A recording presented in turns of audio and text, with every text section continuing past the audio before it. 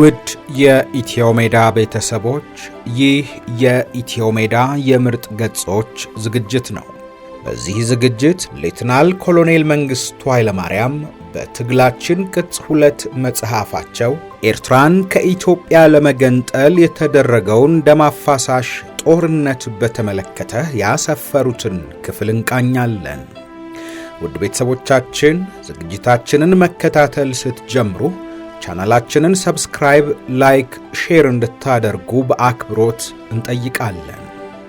በኤርትራ ምድር የተደረገው ደም አፋሳሹ ጦርነት ሌተናል ኮሎኔል መንግስቱ ኃይለማርያም በመጽሐፋቸው እንደተመለከቱት ክፍል 1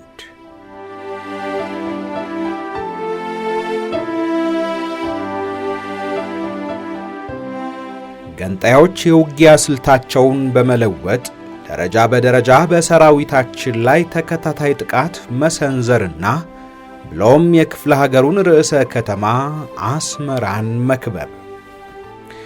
ራሳቸውን ጀብሃና ሻዕቢያ ብለው የሚጠሩት አገር ገንጣዮች ጀነራል አማን ባመቻቹላቸው ሁኔታዎች ተጠቅመው ጥቅምት 17 ቀን 1968 ዓመተ ምህረት አስመራን ለመያዝ ሙከራ አድርገው አብዮታዊ ሰራዊታችን በመልሶ ማጥቃት ውጊያ አይቀጡ ቅጣት ቀጦ ከመለሳቸው በኋላ እንደገና በቀላሉ እንዳያንሰራሩ የታቀደውን ተከታታይነት ያለው የዘመቻ ዕቅድ ብርጋዴር ጀነራል ጌታቸው ናደው ተግባራዊ ካለማድረግ ሌላ መንግስት የመገልበጥ ሴራ ሲያውጠነጥኑና ሰራዊቱን ሲበጠብጡ በሰጧቸው ሰፊ ጊዜ ተጠቅመውና እንደገና ተደራጅተው ወትሮ ከሚያደርጉት ተንኩሶ ከመሸሽ ፋንታ ቆመው የመንግስቱን ወታደር በውጊያ ከመጋተር አልፈው አንዳንድ ጠቃሚ ስፍራዎችን፣ የልማት ድርጅቶችን፣ መንገድና ድልድዮችን ወዘተ በአነስተኛ የሰው ኃይል በየቦታው ይጠብቁ የነበሩ ፖሊሶችንና የጦሩን አባሎች እየከበቡ ተራ በተራ መደምሰስ አዘወተሩ። ጀብሃ በህዳር ወር 1968 በኤርትራ ምዕራባዊ ቆላ ክልል በጋሽና ሰቲት አውራጃ ከተማ በተሰነ የሚገኘውን የወገንን 24ኛ እግረኛ ሻለቃ ጦር በድንገት ከቦ ከነጦር ሰፈሩ ደመሰሰ። በድህረ ፋሽስት ኢትዮጵያ በዘመናዊ የኢትዮጵያ መከላከያ ሰራዊት ታሪክ በ1937 ዓመተ ምህረት በሐረርጌ ክፍለ ሀገር በአዳልና ኢሳ አውራጃ የኢሳ ማህበረሰብ አማጽያን በ12ኛው እግረኛ ሻለቃ ጦራችን ላይ ካደረሱት አደጋ ወዲህ ይህንን የመሰለ አደጋ አገራችን ሲያጋጥማት ለመጀመሪያ ጊዜ ነበረ። የተሰነይ ከተማ ከሰላ ከሚባለው የሱዳን መንግስት የጠረፍ ከተማ ትይዩ በቅርበት የሚገኝ የኢትዮጵያ የጠረፍ ከተማ ሲሆን ከአስመራ ከተማ ርቀቱ በኔ ግምት ከ200 ኪሎ ሜትር በላይ ይሆናል። የጋሽና ሰቲት አውራጃ መልክዓ ምድራዊ አቀማመጥ በአመዛኙ ሜዳማ በመሆኑ የሰቲት ከተማ የተገነባችው አውላላ ሜዳ ላይ ስለሆነ ለገንጣዮች ጥቃት የተጋለጠና በጣም ያመቸ በመሆኑ ጦሩ ራሱን ለመከላከል ፍጹም አስቸጋሪ ነበረ። የ24ኛ እግረኛ ሻለቃ መምሪያ ከበላይ አካል ማለትም ከብርጌዱና ከክፍለ ጦሩ መምሪያዎች ጋር አስፈላጊውን የወታደራዊ ሬዲዮ ግንኙነት እንኳን ለማድረግ ባልቻለበት ሁኔታና ከሻለቃው ጦር እጅግ የላቀ የሰው ኃይል ይዞ በመጣ ጠላት በድንገትና በአጭር ጊዜ ውስጥ ተደምስሶ ነው ውጊያው ያበቃው። ተሰነይ ከአስመራ በጣም በመራቁና ውጊያውን በአጭር ጊዜ ውስጥ በማክተሙ ምክንያት ረዳት ጦር ለመላክ የሚያስችል ሁኔታ አልነበረም። የአየር ኃይላችን አባላት የ24ኛ እግረኛ ሻለቃን የጦር ሰፈርና አካባቢውን ቃኝተው ስለ ውጊያው ሁኔታ እንዲያስታውቁን በተሰጣቸው ትዕዛዝ መሰረት አስፈላጊውን ቅኝት አድርገው ያስረዱን። በጦር ሰፈር ውስጥ ምንም አይነት የሚንቀሳቀስ ነገር ወይንም ሰውልና ያልቻልንም ማየት የቻልነው ጢስና የሚቃጠሉ ቤቶችን ብቻ ነው። በሕይወት ያሉ የጦር አባሎች ይገኛሉ ብሎ ተስፋ ማድረግ የሚቻል አይመስለንም በማለት ነበረ። በዚህ የጊዜ ክልል ውስጥ የደርጓ አመራር አካላት በየሰዓቱ የተለያዩ አሳዛኝና አስደንጋጭ መርዶችን መስማት የየቀን ውሏችን ባህሪ ቢሆንም የ24ኛ እግረኛ ሻለቃ ጦር በገንጣዮች መደምሰስ እጅግ አስደንጋጭ መርዶ ነበረ። አብዮቱ ለኢትዮጵያ ፍትሁን መድኃኒት ነው። አብዮቱ ለኤርትራ ችግር አማራጭ የሌለው ብቸኛ መፍትሄ ነው። ችግሩ ያለ ውጊያ በሰላም ይፈታል ወዘተ በሚለው እምነታችን አይነ ህሊናችን ተጋርዶ ስለነበረ ከተሰነይ በኋላም ሊከተሉ ወይንም ሊደርሱ የሚችሉ የባሱ ወይም የከፉ አደጋዎች ለመመልከት ስለተሳነን እንጂ የአብዮቱ ረመጥ በዚህ አይነት ሊለመጥጠን ገና አሃዱ ብሎ መጀመሩ ነበረ። ጀብሃ ከተሰነይ ቀጥሎ የአቆርዳትን ከተማ ከተቆጣጠረ በኋላ የባሬንቱን ከተማ መውረር ሲጀምር ነው አብዮታዊ ሰራዊታችንና ህዝቡ በሚያስደንቅ ህብረት መክተው ያቆሙት።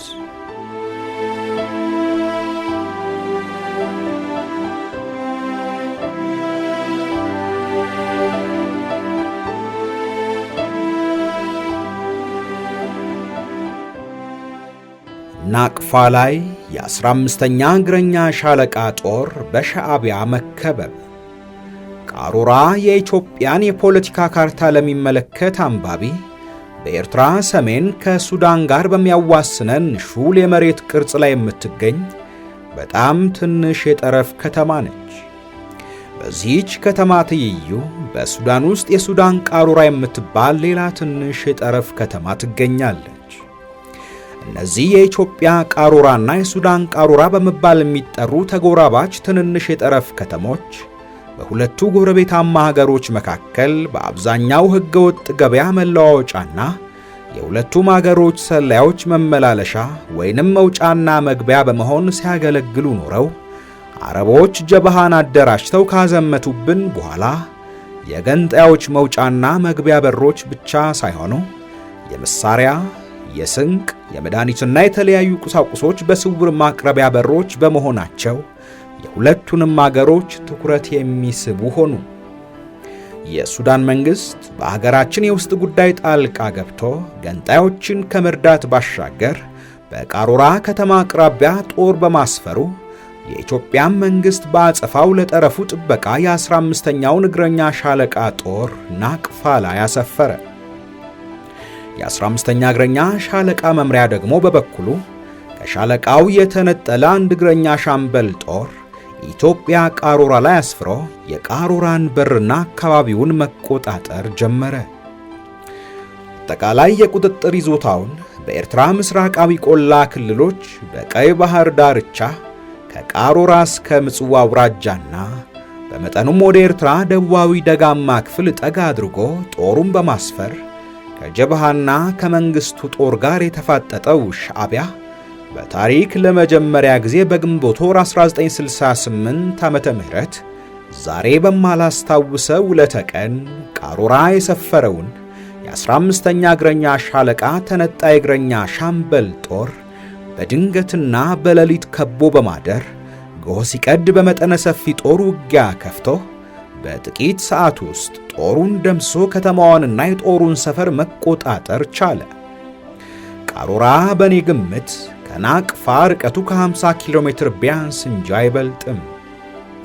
የ15ኛ እግረኛ ሻለቃ መምሪያ ረዳት ጦር ልኮ ከበባውን በመስበር ተነጣይ ሻምበሉን እንዳያስጥል ሻዕቢያ በቃሩራና በናቅፋ መሃል ባለና ለውጊያ መች በሆነ ወታደራዊ መሬት ላይ መጠነ ሰፊ ጦር አስደፍጦ መንገዱን መዝጋቱን የሚያመለክት መረጃ ለሻለቃው መምሪያ የደረሰ ከመሆኑ ሌላ በሻለቃው ጠቅላይ ሰፈር ከቀሩ ሁለት እግረኛ ሻምበሎች አንዱ ለእርዳታ ቢላክ አጥጋቢ ውጤት ማስገኘቱ አጠራጣሪ ከመሆኑ ሌላ የናቅፋ ከተማና የጦሩ ጠቅላይ ሰፈር ለሌላ ጥቃት ስለሚጋለጡ ረዳት ጦር ለመላክ ሳይቻል ቀረ። ናቅፋ የሳህል አውራጃ ከተማ ያለበት ወረዳ ሲሆን የሳህል አውራጃ ከምዕራባዊዎቹ ቆላማ አውራጃዎች አንጻራዊ ነፋሻነት የሚሰማ ሆኖ አፋበት ከሚባለው የሳህል አውራጃ ወረዳ ሸለቋማ ምድር ጀምሮ ወደ ላይ ወደ ሰሜን እስከ ሱዳን ድረስ በሚዘልቁ የተራሮች ድርብርብ ሰንሰለት የታጠረ ነው ከማለት ይልቅ በተፈጥሮ ድርብርብ ተራሮች የተገነባ ነው ማለት የአካባቢውን የተፈጥሮ ገጽታ በትክክል ይገልጻል። የ15ኛ እግረኛ ሻለቃ ጦር ያለበት የሳህል አውራጃ ከተማ ናቅፋ ከኋላው ከፊትም ከግራም ከቀኝም በተራሮች ሰንሰለቶች በታጠረ ከፍተኛ መሬት ላይ የሚገኝ ቢሆንም ከተማው የተሰራው በአካባቢው ካለ ከፍተኛ ጠረጴዛ መሳይ ሜዳ ላይ ስለሆነ ዙሪያውን ያሉት ከፍተኛ መሬቶች ይገዙታል። የሳህል አውራጃን ከግራ የሚያጎራብተው የባርካ አውራጃ፣ ከቀኝ የሚያጎራብተው ቀይ ባህር ሲሆን ከኋላው ማለትም በሰሜን በኩል የሚያጎራብተው የሱዳን መንግስት ግዛት ነው። ናቅፋ ከክፍለ ሀገሩ ርዕሰ ከተማ ከአስመራ የሚርቀው በኔ ግምት ከ250 እስከ 300 ኪሎ ሜትር ይሆናል።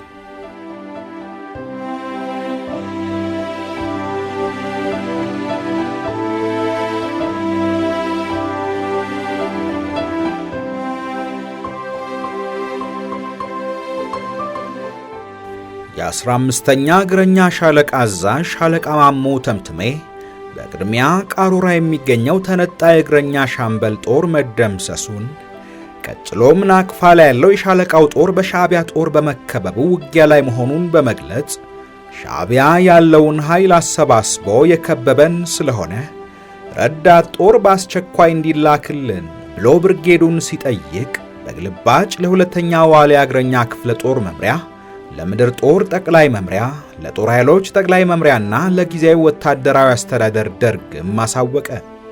የመልእክቱ ቅጂ እንደደረሰን በደርግ በኩል ከዚህ በላይ የተጠቀሱት የሀገሪቱ የመከላከያ ሰራዊት አመራር አካላት የሚሉትንና የሚወስዱትን እርምጃ እንጠብቅ ሳንል ጣልቃ ገብተን ሁለተኛው ዋልያ እግረኛ ክፍለ ጦር 15ኛ እግረኛ ሻለቃ የጠየቀው ረዳት ጦር ከየትም ተፈልጎ በአስቸኳይ እንዲላክለት የሰጠነው ትዕዛዝ ቅጂ ለ15ኛ ሻለቃና እንዲሁም ለተጠቀሱት የመከላከያ ሰራዊታችን የበላይ አመራር አካላት ሁሉ እንዲደርስ አደረግን። ከየትም ተፈልጎ ያልንበት ምክንያት መላው ሰራዊታችን በመላው የሀገሪቱ ማዕዘናትና በመሃልም በተስፋፊዎችና በውስጥ ጸረ አብዮት ኃይላት በውጊያ የተጠመደ በመሆኑ በመሃል ሀገር ለዚህ ጉዳይ የሚውል ተጠባባቂ ጦር ስላልነበረን ነው። የ15ኛ እግረኛ ሻለቃ አዛዥ ለሁለተኛ ጊዜ በተመሳሳይ ሁኔታ ባስተላለፈው መልእክት በከባድ ውጊያ ላይ የምንገኝ ከመሆናችን በላይ ሻዕቢያ ከበባውን ለማጥበብ ከመሞከር ባሻገር ተጨማሪ ኃይል አምጥቶ የህልውናችን ዋስትና የሆነውን የአውሮፕላን ማረፊያውን ሜዳ ለመቆጣጠር የሚያደርገውን ጥረት ለመግታት ስንከላከል የምንዋጋበት ወረዳ በመስፋቱ ጦራችን ስለተበታተነና አስተላለፋችን በመሳሳቱ ሁኔታው እጅግ አሳሳቢ ሆኗል የሚል ነበረ። በዚህ ጊዜ የሁለተኛው ዋልያ እግረኛ ክፍለ ጦር መምሪያ በአየርም በየብስም ረዳት ጦር ለመላክ እያዘጋጀን ስለሆነ የአውሮፕላን ማረፊያው በእናንተ ቁጥጥር ውስጥ መቆየት ወሳኝነት አለውና በተቻለ ብርታት እየተከላከላችሁ ቆዩ የሚል ትዕዛዝ ሲሰጥ ለሁላችንም በቅጅ አሳወቀ። ሁለተኛ ዋልያ እግረኛ ክፍለ ጦር መምሪያ ለ15ኛ እግረኛ ሻለቃ የሰጠውን ትዕዛዝ ምክንያት በማድረግ በደርግ በኩል ከሌላም የውጭ መረጃ ምንጫችን እንደተረዳ ነው የ15ኛ ሻለቃ ሁኔታ በጣም አሳሳቢ ስለሆነ ረዳት ጦር በአጣዳፊ መላክ ያስፈልጋል። በየብስ የምትልኩት ረዳት ጦር ናቅፋ ለመድረስ ረጅም መንገድ መጓዝ ያለበት ከመሆኑ በላይ በየመንገዱ ላይ ሻዕቢያ ዘጊ ጦር ሊገጥመውና ይበልጥ ሊያዘገየው ስለሚችል በየብስ የመላኩ ጉዳይ እንደተጠበቀ ሆነው በአየር ለምትልኩት ጦር ቅድሚያውን መስጠት ወሳኝነት አለውና በአስቸኳይ ይፈጸም። ሻዕቢያ የአውሮፕላን ሜዳውን እንዳይቆጣጠር ያሉን ተዋጊ አውሮፕላኖች በሙሉ ፋታ ሳይሰጡ እንዲደበድቡ ከማዘዛችን ሌላ ያሉንን ወታደራዊ መጓጓዣ አውሮፕላኖችና ሄሊኮፕተሮች ልከንላችኋል ብለን ለሁለተኛው ዋልያ ክፍለ ጦር አዛዥ ብቻ ስናሳውቅ ለጉዳዩ ሚስጥርነት ስንል ለሌሎች ለማናቸውም አላሳወቅንም። ለዚህ ጉዳይ አፈጻጸም በመሃል ሀገር ማለትም በአዲስ አበባ የነበረንን የአንድ ነበልባል በመባል የሚታወቅ ኮማንዶ ሻለቃ ጦር ስንልክላቸው በእነሱም በኩል የናቅፋን መልክዓ ምድር ደህና አድርጎ የሚያውቅና በተዋጊነቱም የተመሰገነ አንድ የፖሊስ ኮማንዶ ሻለቃ ጨምረው በቅድሚያ በሄሊኮፕተር ምልልስ ማድረግ ተጀመረ። በአንድ አገር ውስጥ እርስ በርስ በሚደረግ ውጊያ ትልቁ ችግር የጦርን ገበና ወይንም ሚስጥር ለመጠበቅ ያለመቻል ነው። በኤርትራ የጀብሃና የሻዕቢያ ረዳቶች ብቻ ሳይሆኑ የሰለጠኑ የመረጃ ወኪሎቻቸውም በሕዝቡ፣ በፖሊሱ፣ በሰራዊቱና በጦር ውስጥ በብዛት የተሰገሰጉ በመሆናቸው ናቅፋ ላይ ጦር በአየር መጓጓዣ ለማውረድ የታቀደውን ዕቅድ ቀድመውና ፈጥነው ለተገንጣዮች ያሳወቁ ይመስላል። ሻዕቢያ የናቅፋን አውሮፕላን ማረፊያ መቃረቢያና አካባቢ በአየር መቃወሚያ መሳሪያ አጥሮ ሄሊኮፕተሮቹ ማረፍ ቀርቶ እንዳይቀርቡም በማድረጉ የናቅፋን አየር ማረፊያ ተጠቅመን ጦር ለማቅረብ ስላልተቻለ ሌላ ዘዴ መፈለግ ነበረብን። ከናቅፋ ከ10 እስከ 15 ኪሎ ሜትር ምስራቅ በምትገኝና ሄሊኮፕተር ለማሳረፍ በምትመች ናኖ በተባለች ገላጣ ቦታ ላይ በናቅፋ አየር ማረፊያ ላይ ለማረፍ ተዘጋጅተው የነበሩትን 2 ኮማንዶ ሻለቆች በሄሊኮፕተር ለማውረድ ተወስኖ በመጀመሪያ ነበልባል ሻለቃውን ማውረዱ ሲጀመር አሁንም ሻዕቢያ በቅድሚያ መረጃ የደረሰው ይመስላል። በተጠቀሰችው ሜዳማ ስፍራ አካባቢ በነበረ ሰዋራ ሸለቆ ውስጥ በርካታ ገንጣይ ጦር አስደፍጦ የኛን ጦር ማረፍ ሲጠባበቅ ነበርና በመጀመሪያዎቹ 4 ሄሊኮፕተሮች ተጓጉዞ ያረፈውን የነበልባል ኮማንዶ ጦር የሻዕቢያ ጦር ወዲያው ከበባ አድርጎ ለመማረክ ያደረገውን ሙከራ ተቋቁሞ በሚያስደንቅ ጀግንነት ብርቱ ውጊያ አድርጎ ከአባላቱ አብዛኛው በመሰዋታቸውና በመቁሰላቸው የቀረው አነስተኛ ጦር ወደ አፋበት ለማፈግፈግ በመገደዱ 15ኛ ሻለቃን ከበባ ለማውጣት የተደረገው ሁለተኛው ጥረት ከሸፈ።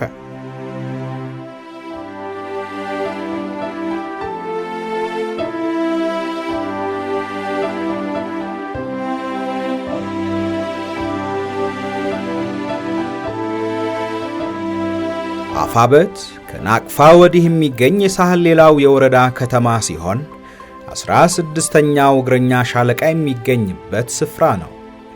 ከዚህ በኋላ በምድር በየብስ መጓጓዣ ለመሄድ ተዘጋጅቶ የነበረው ረዳት ጦር በተጨማሪም በአየር መጓጓዣ ለመጓጓዝ ተዘጋጅቶ የነበሩትን 2 ኮማንዶ ሻለቆች በመጨመር በከባድ መሳሪያዎችና በብረት ለበስ ተዋጊ ተሽከርካሪዎች የተጠናከረ ግብረ ኃይል የኤርትራ ክፍለ ሀገር የፖሊስ ሰራዊት አዛዥ በነበሩት በኮሎኔል ለሜሳ በዳሱ አዛዥነት በየመንገዱ ላይ የሚገኘውን የሻዕቢያም ሆነ የጀብሃን ጦር እየጠረገ እንዲሄድ ተወሰነ። የኤርትራ ፖሊስ አዛዥ ኮሎኔል ለሜሳ በዳሶ የግብረ ኃይሉ አዛዥ እንዲሆኑ የተደረገበት ምክንያት በግብረ ኃይሉ ውስጥ ከተካተተው ጦር በአብዛኛው የኤርትራ ፖሊስ ኮማንዶዎች ከመሆናቸው ሌላ ቀደም ባለው ጊዜ ፈጥኖ ደራሽ በመባል የሚጠሩትን የፖሊስ ተዋጊዎች በኋላም የፖሊስ ኮማንዶዎችን ከእስራኤል መኮንኖች ጋር በማሰልጠን ለብዙ ጊዜ የሰሩና በብዙ የጦር ሜዳ ያዋጉ ጥብቅ ወታደራዊ ስነ ስርዓት አስከባሪ ቆራጥና ጀግና መኮንን በመሆናቸው ነው። በዚህ አጋጣሚ ለአንባቢ መግለጥ ያለብኝ በኔልሰን ማንዴላ የተመሩት የደቡብ አፍሪካ ነፃ አውጪ የደፈጣ ተዋጊዎች አዲስ አበባ ለማሰልጠንና ለማደራጀት በተደረገው ጥረት ከፍ ያለ አስተዋጽኦ ካደረጉት የፖሊስ መኮንኖች አንዱ መሆናቸውም ነው። በግብረ ኃይል ውስጥ የተካተቱትን የተለያዩ የጦር ክፍሎች ከየቦታው ለማሰባሰብና ለማደራጀት ጦሩ እርስ በርሱ እንዲተዋወቅ ይህንንም ረዥምና ውስብስብ ውጊያ እንዲመሩ ከየጦር ክፍሉ የተመረጡ መኮንኖችን ለመደልደልና የውጊያ ብቃታቸውን ለማሻሻል ሲባል በከረን ከተማ አካባቢ ግብረ ኃይሉ የህብረት ውጊያ ልምምድ ለማድረግ የጠየቀው ጊዜ ቀናትን ሳይሆን ሳምንታትን ሆነ። በናቅፋ ከተገንጣዮች ጋር የሚዋጋው የ15ኛ እግረኛ ሻለቃ ጦር እየተዳከመ በመሄዱ መጠን የጠላትም ግፊትና ተጽዕኖ እያየለ ከመሄዱ ጋር በጦሩ እጅ የነበረው ወርሃዊ ቀለብ፣ መድኃኒትና ከሁሉም በላይ የጥይት መጠን እየተመናመነ መሄድ ታላቅ ጭንቀት ውስጥ ከተተን። ከከረን ወደ ናቅፋ የሚወስደው መንገድ በገንጣዮች ቁጥጥር ስር ያለ ከመሆኑም በላይ የመንገዱ አይነትና የአካባቢው ተፈጥሮ ለተሽከርካሪ ጉዞ በጣም አስቸጋሪ ነው። የከረን አውራጃ ምድር በጠቅላላውና የከረን ከተማ ከኤርትራ ደጋማ ክልሎች ከሐማሴን ከሰራይና ከአካለ ጉዜ አውራጃዎች ጋር የተያያዙት የኮረብታ ሰንሰለቶች ከአስመራ ከተማ አካባቢ ተነስተው በከረን ወደ ምዕራባዊና ምስራቃዊ ቆላማ አውራጃዎች የሚወስደውን አንድና ብቸኛ የተሽከርካሪዎች መተላለፊያ መንገድ ግራና ቀኝ እያከበቡ በመሄድ መሳሃሊት በመባል በሚጠራው በር ላይ ግማሽ ክብ ሰርተው በመግጠም ይቆማሉ። ከመሳሃሊት በር በኋላ ያለው ምድር ከከፍተኛው የደጋው መሬት ወደ ዝቅተኛው ቆላማ መሬት በከፍተኛ ደረጃና በአንድ ያዘቅዝቆ ወይንም አሽቆልቁሎ በመውረድ ወደ ጋሺቲና ወደ ባርካና ሳህል አውራጃዎች አጋማሽ ድረስ ሜዳማ ይሆንና ከዚያ በኋላ ማለትም ከአቆርዳትና ከአፋበት ከተማ በኋላ አቀበቱ እንደገና እስከ ሱዳን ይቀጥላል። ከከረን ከተማ እስከ መሳሃሊት በር ድረስ ያለው መንገድ ግራና ቀኙ ከፍ ብዬ በጠቀስኳቸው ኮረብታዎች የታጠረ ሆኖ ጎድጓዳና ሸለቆ መሰል ዝቅተኛ መሬት በመሆኑ የከረን ከተማ የተቀመጠበት ኮረብታ ከአካለ ጉዜ አውራጃ ጋር የተያያዙ ኮረብታዎችና የእነዚህም መጨረሻ የሆነው የመሳሃሊት በር መንገዱን ይገዙታል። ወደ ናቅፋ እንዲሄድ የተዘጋጀው ግብረ ኃይል ጠቅላላ ወታደራዊ ቁሳቁሱንና ስንቁን በተሽከርካሪዎች ጭነው በመጓዝ የመሳሃሊትን በር አልፎ ወደ ቀኝ በመዞር ወይንም በመታጠፍ ነው ወደ ናቅፋ የሚወስደውን መንገድ የሚይዘው። ቀደም ብዬ እንደገለጽኩት ከገንጣዮች ጋር በሚደረገው የትጥቅ ትግል የአብዮታዊ መከላከያ ሰራዊታችን ዋና ችግር የራሱን ወታደራዊ ገበና ወይንም ሚስጥር ለመጠበቅ ያለመቻሉ ነው እንደማለቴ ሁሉ አሁንም በየብስ ወደ ናቅፋ ለመጓጓዝ የተዘጋጀውን ግብረ ኃይልና የተዘጋጀበትንም ምክንያት ወዴት እንደሚሄድ ሻዕቢያ በመረጃ ወኪሎቹ አማካኝነት ቀደም ብሎ የተረዳ ይመስላል። ኃይሉን ከያለበት አሰባስቦ የመሳሃሊትን በር በመዝጋት በበሩ ፊት ለፊት ግራና ቀኝ እንዲሁም መንገዱን የሚያካብቡትን ኮረብታዎች ግራና ቀኝ በስፋትና በጥልቀት መሽጎ የወገንን ግብረ ኃይል ጦር የሚገድልበት ስፍራ ድረስ እስኪገባለት ድረስ አድፍጦ ይጠብቅ ኖሯል።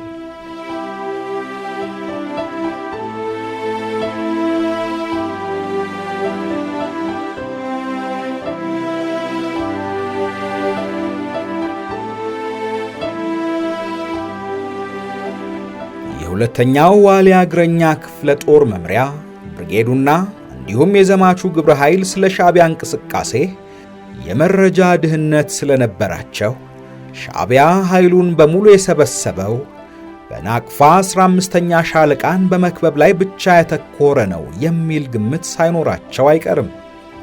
ምክንያቱም ወደ ኤርትራ ምዕራባዊ ቆላም ሆነ ምስራቃዊ ቆላ አውራጃዎች ለመሄድ መተላለፊያ የሆነውን የመሳሃሊትን በር ቀደም ብለው በጦር ለማስያዝ አልሞከሩም። ግብረ ኃይሉ ተነቃንቆ በመሳሃሊት በር አካባቢ ሻዕቢያ ባዘጋጀው የመግደያ መሬት ሲገባለት ተኩስ በመክፈት ከፍተኛ አደጋ በማድረሱ ከግንባር ቀደሙ ጦር አብዛኛውና በቀላሉ የማይተኩ የጦር መሪዎች ወደቁ። ጠላት ካዘጋጀው መግደያ መሬት የግብረ ኃይሉን ጦር ለማስወጣት ሲባል መጠነኛ ስልታዊ ማፈግፈግ ተደርጎ ጦሩን መልሶ በማቋቋምና የሻዕቢያ ምሽጎች ላይ አስፈላጊው የከባድ መሳሪያ ድብደባ ከተደረገ በኋላ ምሽጉን ለመጣስ በመጀመሪያው ዕለት ከተደረገው ሙከራ ሌላ በተለያዩ ቀናት ተደጋጋሚ የማጥቃት ጥረቶች ተደረጉ።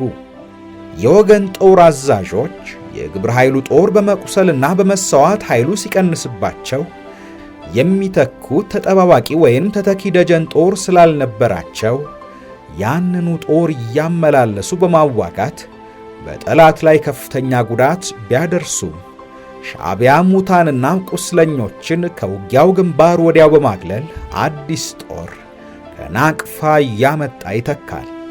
ግብረ ኃይሉን እስከ ናቅፋ መርተው 15ኛ ሻለቃን ከሻዕቢያ ከበባ ያስወጣሉ ብለን እምነታችንን የጣልንባቸው የግብረ ኃይሉ መሪዎች በእልህ ከናቅፋ በመለስ አንመለስም እያሉ ለጦሩ አርያ ለመሆን በውጊያ የመጀመሪያው ረድፍ ተሰልፈው ውጊያውን በጀግንነት ሲያጋፍሩ ብዙዎቹ ጠላቶቻቸውን እየጣሉ ስለወደቁ የጦሩ ኃይል በብዛት ከመቀነሱ ባሻገር የመሪዎችም ከፍተኛ እጥረት ተፈጠረ። በዚህ ጊዜ ወታደራዊ ጉዳዮችን በተመለከተ በኤርትራ የነበሩብን ችግሮች ገንጣዮች ከአረቡ ዓለም በሚያገኙት ለጋስ የገንዘብና የትጥቅ እርዳታ ምክንያት እጅግ መናጠጥ፣ እኛ በብዙ አቅጣጫ በውጊያ መወጠራችንና ከፍ ያለ የሰው ኃይል እጥረት የጠላት ሰላዮች ከኛ ሰራዊት ጋር መሳውን ተቀላቅለው ሲገኙ እኛ ከነበረብን የመረጃ ድህነት ሌላ በአብዮቱ ፍንዳታ ወቅት ሰራዊታችን የወደቀው አሮጌ የፖለቲካ ሥርዓት ተጠቃሚውና የፊውዳሉ ገዥ መደብ መሳሪያ ናቸው የሚላቸውን አዛዦቹን ማሰር በተገደደበት ምክንያት የተፈጠረውን ወታደራዊ የሥነ ሥርዓት መበላሸት በማረምና በማቅናት በነበረበት ለመመለስ ብዙ ጊዜ ወሰደብን በመሆኑ አገርንና አብዮትን ለማዳን የምናደርገውን የትጥቅ ትግል ለመምራት እጅግ አዳጋች አድርጎት ነበረ። የግብረ ኃይሉ ጦር የመሳህሊትን ምሽግ ለመስበር በተደጋጋሚ ያደረገው ማጥቃት ያለመሳካትና ያስከፈለው ክፍያ ለመስዋዕትነት ያስከተለውን ብሶት በመጠቀም በግብረ ኃይል ውስጥ የነበሩ የገንጣዮች ወኪሎች የኢሃፓ ጀሌዎችና ሥርዓት አልበኞች ባደረጉት አፍራሽ ቅስቀሳ የግብረ ኃይሉ ጦር ደፈረሰ። ደክሞናል፣ ኃይላችን ተመናምኗል፣ ሌላ አዲስ ጦር አምጡ አንዋጋም እስከ ማለት ስለደረሰ በየብስ ረዳት ጦር ልከን በናቅፋ ሻዕቢያ የከበበውን የ15ኛ ሻለቃ ጀግና ጦር ከከበባ ለማውጣት በታቀደው መሠረት የተደረገው ከፍተኛ ጥረት ዳግም ከሸፈ። ከበባውን ሰብሮ የሚያወጣን የወገን ግብረ ኃይል ከዛሬ ነገ ይደርስልናል ብለው በታላቅ ተስፋ እየተዋጉ ይጠባበቁ የነበሩትን የ15ኛ እግረኛ ሻለቃ ሰራዊትና ለመሪዎቹ እናንተን ከከበባው ለማውጣት ያዘጋጀነው ግብረ ኃይል ሻዕቢያ የመሳህሊትን በር በመዝጋቱ ለመክፈት ታላቅ ተጋድሎ እየተደረገ ስለሆነ በእናንተም በኩል በብርታት ተከላከሉ ከማለት ሌላ የግብረ ኃይሉ ጥረት ከሽፏል የሚል ተስፋ አስቆራጭ መርዶ ለመናገር ባለመፈለጉ በርቱና ተከላከሉ በማለት እያበረታታን በሌላ መንገድ ሌላ መፍትሄ የሚያስገኝ የተሻለ ጦር ስናፈላልግና ስናሰባስብ ሳምንታት ተቆጠሩ።